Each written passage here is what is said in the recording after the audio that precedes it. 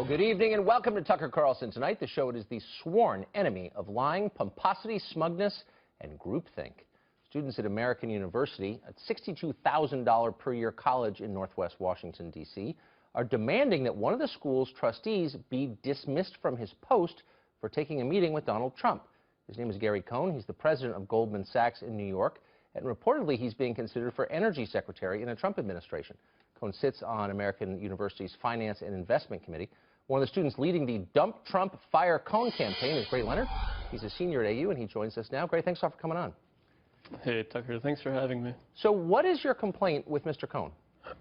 Right, so historically we've had many grievances with Gary Cohn. So he's one of the board members who, is the reason why we have $62,000 per year in tuition, and so the Board of Trustees, without any kind of democratic student input, every 2 years decides on tuition increases. Right. And so historically we've had student movements to try and get a tuition freeze at the very least, and so tuition will stop rising. But the Board of Trustees has met every single movement with disdain. Right. They don't listen to the students.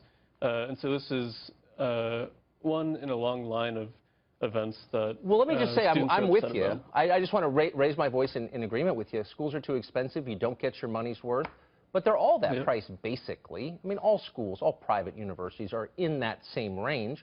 And Gary Cohn's giving money to the school, which in effect subsidizes tuitions rather than raise them. I mean, he is a trustee. He gives a lot of money to the school by definition.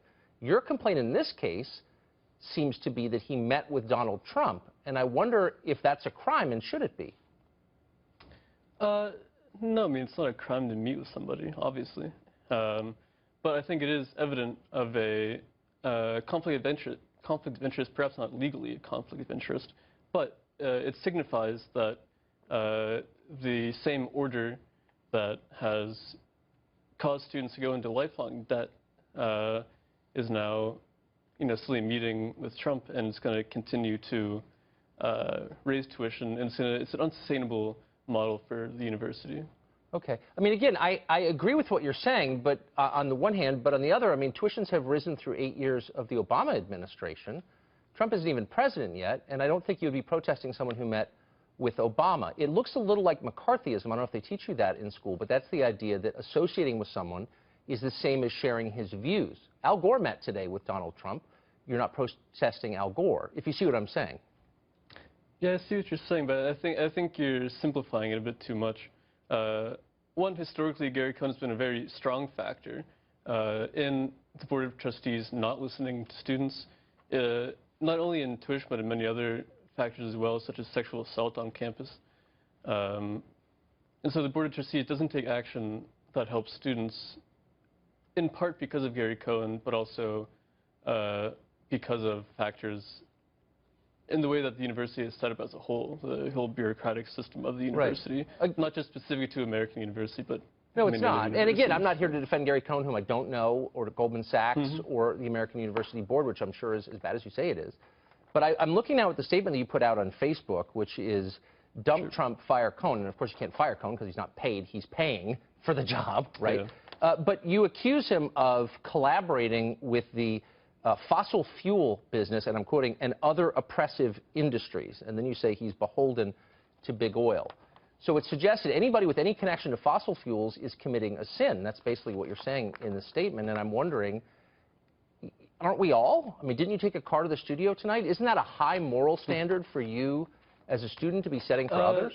No, I don't think so. And again, because there's a tradition, specifically at American University, although there are tons of universities in the U.S. that have started fossil-free movements, so universities divest from fossil fuel investments in their endowment.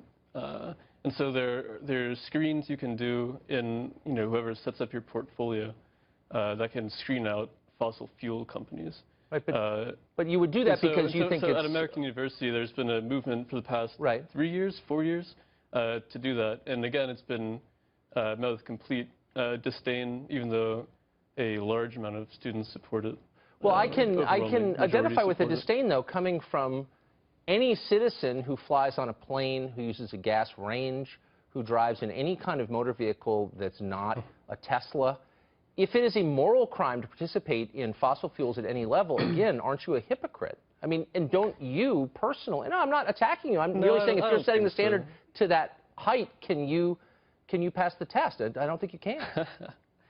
No, you know, it's reaching a bit far, Tucker. Really? To live by your own standards? That's an impossible dream for you? We're talking about a structural issue. And so, you know, because I have a plastic bottle of water right next to me doesn't mean I'm suddenly equal in terms of, you know, guilt compared to fossil fuel companies. So here's the point I guess I want you to ponder, though, Gray. Structural issues need to be met with structural demands, and that's exactly what we're doing. Because they don't demand anything of us. We can be upset about something we call a structural inequality without actually making personal changes. We can feel holy. We can consider them sinful. But here's my question to you.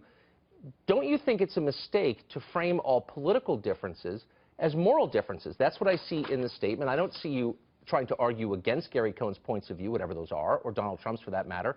You're instead calling them names and saying it's somehow sinful to be engaged or involved with them. I mean, that's the opposite of a dialogue, isn't it? That's more like a religious expression, it seems to me.